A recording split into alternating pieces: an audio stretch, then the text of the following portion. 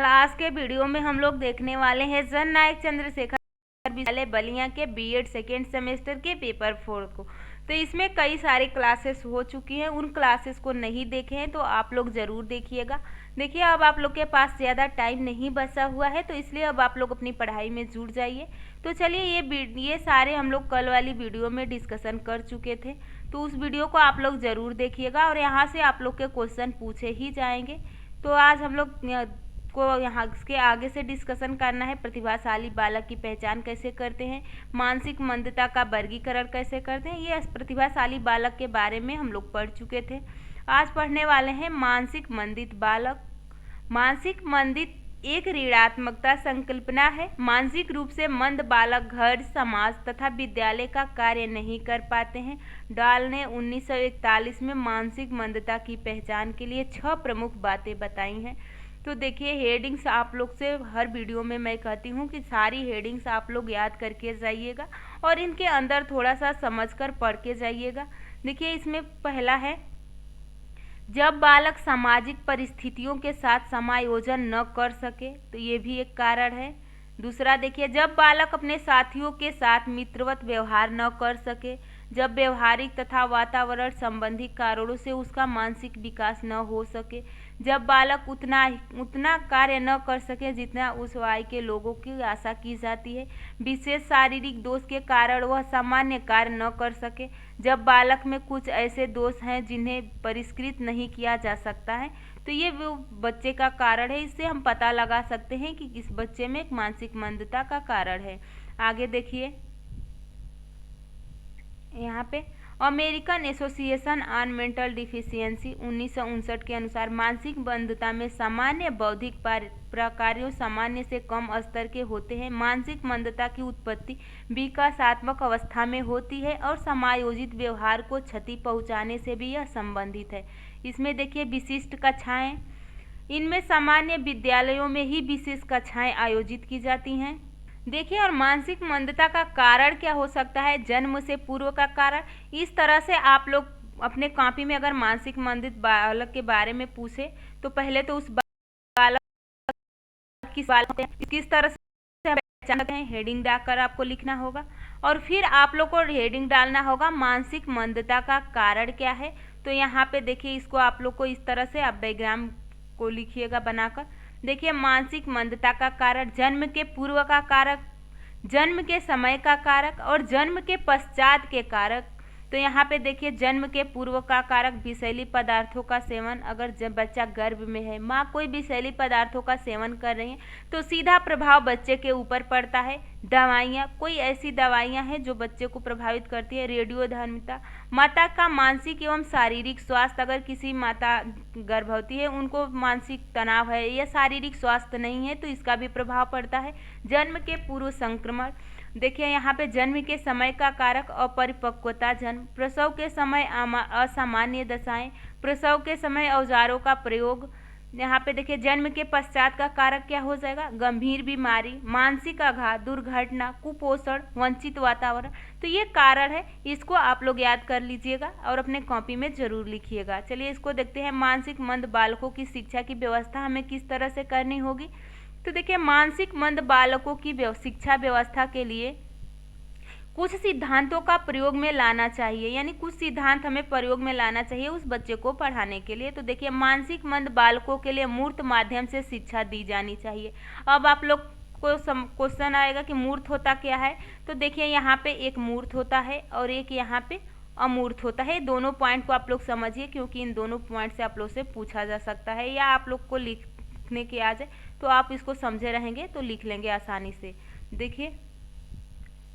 देखिए, ये मूर्त क्या है, आप लोग से एग्जाम्पल लेती हूँ। आप लोग इस समय पढ़ रहे हैं अपने मोबाइल से, आपके हाथ में कलम है, कॉपी है, लिख रहे हैं, पढ़ रहे हैं, तो आपके सामने जो आपकी मोबाइल है वो आपके लिए मूर्त हो गई, लेकिन मैं आप लोग को दिख थोड़ी रही हूँ, मेरी आवाज़ बस आप लोग के पास जा रही है, तो मैं आप लोग के लिए अमूर्त हूँ। तो इसका सीधा मतलब है कि जो हमारे सामने है उसे हम मूर्त कहते हैं, लेकिन जो हमारे सामने नहीं है, जिसका एहसास करते हैं या कोई कहता है तो हम उस पर विश्वास करते हैं, तो ये अमूर्त हो जाएगा। उम्मीद है कि मूर्त और अमूर्त में आपको समझ में आ गया होगा।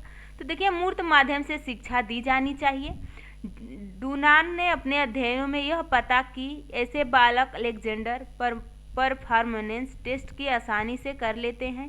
कक्षा का आकार छोटा होना चाहिए तथा निर्देश व्यक्तिगत होने चाहिए। जब कक्षा में कम बालक रहेंगे तो एक शिक्षक उस बालक पे ज़्यादा ध्यान दे पाएंगे। करके सीखने के सिद्धांत पर शिक्षण आधारित होनी चाहिए। मानसिक मंद बालकों को वास्तविक स्थान पर ले जाकर शिक्षा देनी चाहिए। आगे देखिए, शिक्षण को वास्तविक जीवन पर आधारित करके करना चाहिए, यानी बच्चे को उसके आवाज अगर कोई पाठ आप पढ़ा रहे हैं या कोई बात आप बता रहे हैं, मैंने आप लोग को मूर्त अमूर्त सिखाया, आप लोग के वास्तविक जीवन से ही जोड़कर सिखाया या बताया, तो आप लोग को अब भूलने वाला तो है नहीं।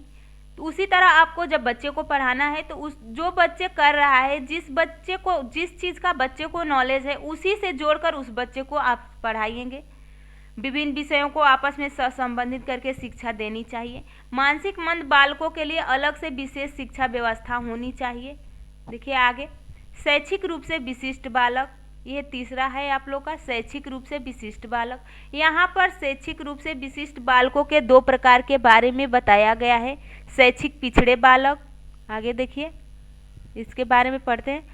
पिछड़े बालक वह होते हैं जो कक्षा में किसी तथ्य को बार बार समझाने पर भी नहीं समझते हैं और औसत बालकों के समान प्रगति नहीं कर पाते हैं। ये पाठ्यक्रम तथा पाठ्य सहगामी क्रियाओं में किसी प्रकार की रुचि नहीं लेते हैं। इनकी बुद्धि लब्धि सामान्य होने पर भी इनकी शैक्षिक उपलब्धि कम होती है। वर्ट के अनुसार, यहाँ पे वर्ट के अनुसार देखिए यहाँ पे है, आप लोग इनको याद करके जाइएगा।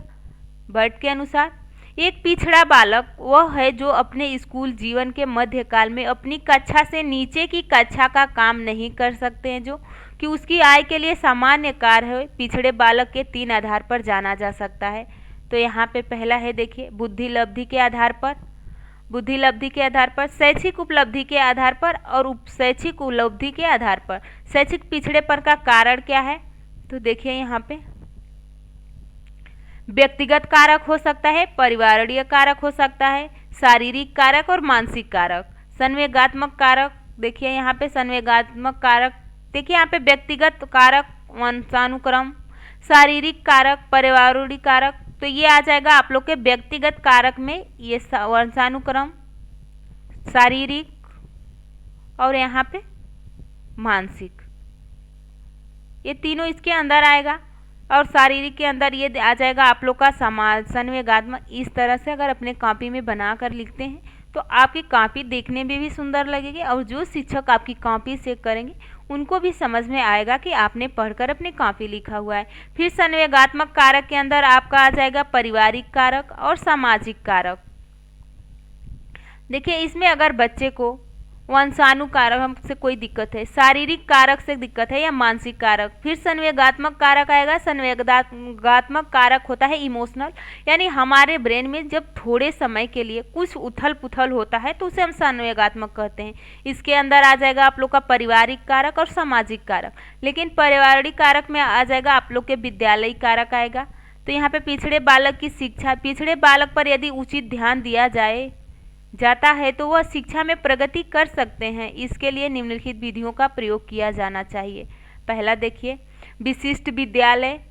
हेडिंग तो आप सारी याद करके जाइएगा, क्योंकि आप लोग खुद इस टाइम लिखते हुए चलिए, सारी हेडिंग्स लिख लीजिए और लिखने से ज़्यादा फोकस समझने पर कीजिए। फिर दोबारा इस वीडियो को स्टार्ट कीजिएगा और सारे हेडिंग्स को आप लोग लिख लीजिएगा और हेडिंग को याद कर लीजिएगा। विशिष्ट विद्यालय, पिछड़े बालक के लिए उनके अनुसार पाठ्यक्रम, उपयोगी सहायक सामग्री, प्रशिक्षित शिक्षकों सहित अलग से विद्यालय की स्थापना की जाए, जिससे वह अपनी कमियों को कम समझ सके तथा अधिक सुरक्षा का अनुभव कर सके। यह विद्यालय आवासीय होने चाहिए। अगला देखिए विशिष्ट कक्षा में, पिछड़े बालक के लिए सामान्य विद्यालय में विशिष्ट कक्षाएं आयोजित की जा सकती हैं। इन कक्षाओं में विशेष प्रशिक्षित अध्यापक नियुक्त किए जाने चाहिए। इन कक्षाओं में शिक्षक आवश्यकता अनुसार पाठ्यक्रम शिक्षण विधि में परिवर्तन कर सकते हैं तथा इन बालकों को कठिन प्रतियोगिताओं का सामना नहीं करना पड़ेगा, यानी कठिन जो प्रतियोगिताएं होगी उनका कठिन सामना नहीं करना पड़ेगा। अगला देखिए सामान्य कक्षा में विशिष्ट प्रावधान। इसमें सामान्य कक्षाओं में विशेष प्रावधान करके उन पर विशेष ध्यान दिया जाना चाहिए। इन बालकों के लिए पाठ्यक्रम में लचीलापन होना चाहिए जो उनकी व्यक्तिगत आवश्यकताओं के अनुरूप हो। इनके लिए शिक्षकों को निम्नलिखित बातों को ध्यान में रखना होगा।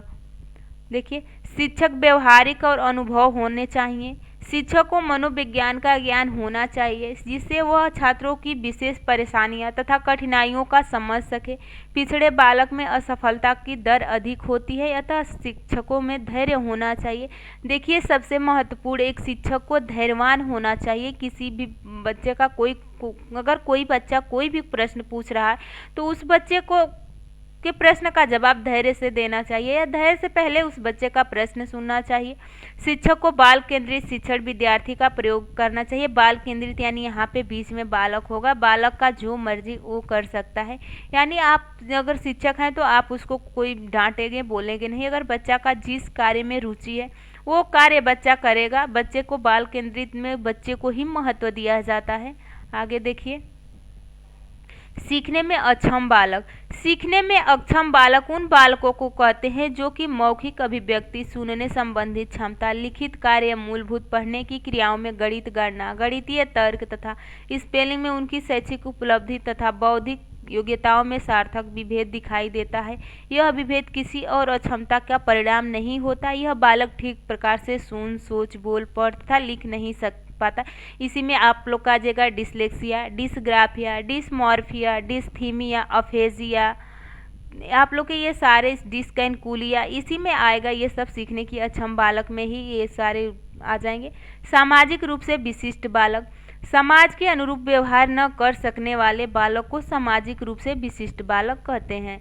बाल अपराधी बालक। देखिए, बालक के व्यक्तित्व को के समुचित विकास में सामाजिक नियंत्रणों तथा सामाजिक मानसिक की विशेष भूमिका है। बालक के विकास में परिवार के साथ साथ सामाजिक वातावरण, बालक की इच्छा आकांक्षाएं तथा महत्वाकांक्षी का भी प्रकाश पड़ता है। बाल अपराधी वह है जो समाज के नियम तथा कानूनों का उल्लंघन इस प्रकार करते हैं कि वह विभिन्न असामाजिक गतिविधियों में लिप्त हो जाते हैं।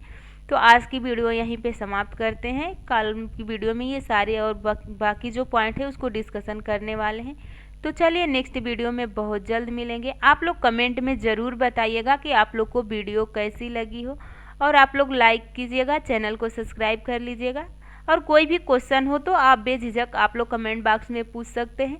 तो चलिए नेक्स्ट वीडियो में बहुत जल्द मिलेंगे। तब तक के लिए बाय बाय।